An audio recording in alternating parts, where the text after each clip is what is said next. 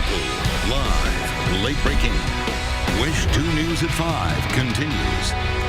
In Commitment 2016 tonight, Congressman Patrick Murphy is under attack over claims he's not a certified public accountant. West News political reporter Greg Fox puts those claims up against our exclusive truth test. Patrick Murphy, applying for the U.S. Senate. I believe that my background as a CPA and small business owner is exactly what we need. Let's verify this. This commercial attacking Democratic U.S. Senate candidate Patrick Murphy is from the National Republican Senatorial Committee, which is trying to help Republican Marco Rubio win re-election. Here's a news story. Never worked as a CPA? The ad refers to a Miami news report that looked into Murphy's past. First, let's look at what the ad wants you to believe, then at what it actually says. Let's bring up the West 2 News Truth Meter. First, is Patrick Murphy a certified public accountant?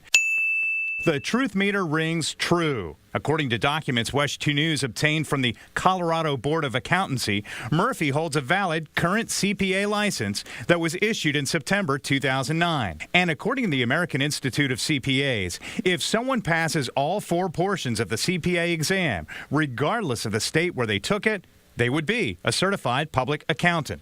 And from UCF accounting professor Dr. Vicki Arnold, quote, if an individual holds a current CPA license, they are a CPA. But the ad says he never worked a day in his life as a CPA. And the truth meter rings mostly true on that claim. Under Florida law, to work as a certified public accountant means you hold a license to practice public accounting in this state. Murphy worked as an auditor at Deloitte in Miami, and 9 months after getting his Colorado CPA license, he left the firm. The Murphy campaign calls this old news, considering it came up 4 years ago when Murphy ran for Congress. Not certified or registered as a CPA in the state of Florida, and that means you're kind of misleading people. I am a certified public accountant in the state of Colorado. I've never hid that. I have my license in my pocket right now. The title of this ad is Resume, but it doesn't say anything about Murphy's current job in Congress or what he plans to do if elected to the U.S. Senate. With the Truth Test, I'm Greg Fox. Republican Senator Marco Rubio is the target of a TV commercial from his Democratic challenger, Congressman Patrick Murphy. West 2 political reporter Greg Fox puts it to the truth test and discovers you may need a time machine to find the last time a Florida senator with a worse attendance record. Hello, Marco. Hello, Marco. Marco. But it's not a game when our senator doesn't show up. This political ad from Democrat Patrick Murphy wants you to focus on incumbent Republican Senator Marco Rubio and his attendance record. This is the only claim in the ad that Rubio has the worst attendance record of any Florida senator in nearly 50 years. By now, most of you have heard that his attendance was the worst of any senator, including those running for president.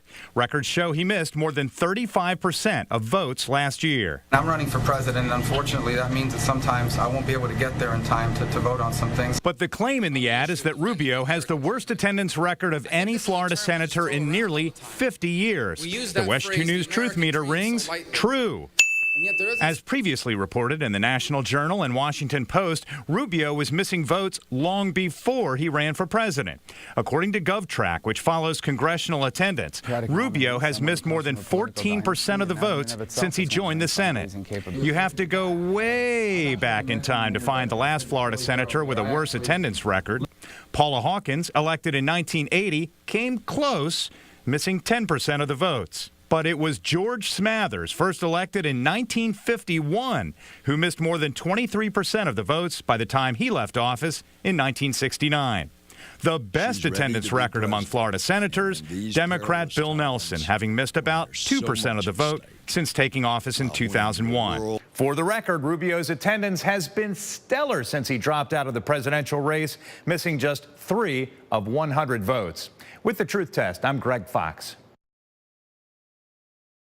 They say where there's smoke, there's usually fire. But as a new political ad supporting Solar Amendment 1, more smoke and mirrors. Western News political reporter Greg Fox is here with our exclusive truth test. And Greg, this one's got a lot of people confused. And no surprise there. For months, the group Consumers for Smart Solar has been selling the public on Amendment 1 and saying it will protect your right to own solar equipment and not be slapped with higher electric rates if you choose not to have solar. In this new commercial, it's all about your safety. In my job, I see a lot of fires that could have been stopped before they started.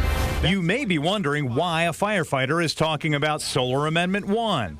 First, the West 2 News Truth Meter. Is this a real firefighter? The meter rings true. He's Orlando firefighter Wayne Bernosca, a local union officer. Here's what he says Amendment 1 will provide. Common sense safeguards for the health, safety, and welfare of Florida's consumers and its first responders. The truth meter is going to hover right in the middle. Why? Because the ballot language is too vague. It reads, state and local governments shall retain their abilities to protect consumer rights and public health, safety, and welfare. But building inspectors and engineers tell me government is already doing that when it comes to the installation of solar systems.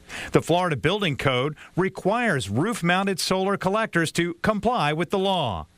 Licensed engineers must draw permits first, and the work must be approved by city and county building inspectors.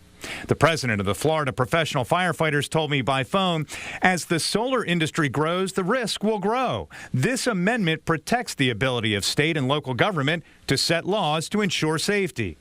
Bernosca added, when you put solar panels on roofs, that's inherently dangerous for the public and for us when we fight fires. Though Bernosca could not recall a single fire or a single training session that has ever dealt with solar equipment. Oh, there's one more claim. That's why Florida's firefighters support Amendment 1. Do all Florida firefighters support Amendment 1? The truth meter rings false. The Orange County professional firefighters are neutral. Secretary Scott Egan tells me we should not be supporting or opposing an amendment that has little or nothing to do with us. And I also went to the legislative issues portion of the Florida Professional Firefighters website, where it shows the union actively tracked more than 100 bills this year. Only one contained the word solar and dealt with only pool installation. Just when and why the union decided to endorse Amendment 1 is unclear. Stuart? All right. Thanks a lot, Greg. And be sure to download the West 2 mobile app for continuing Commitment 2016 coverage.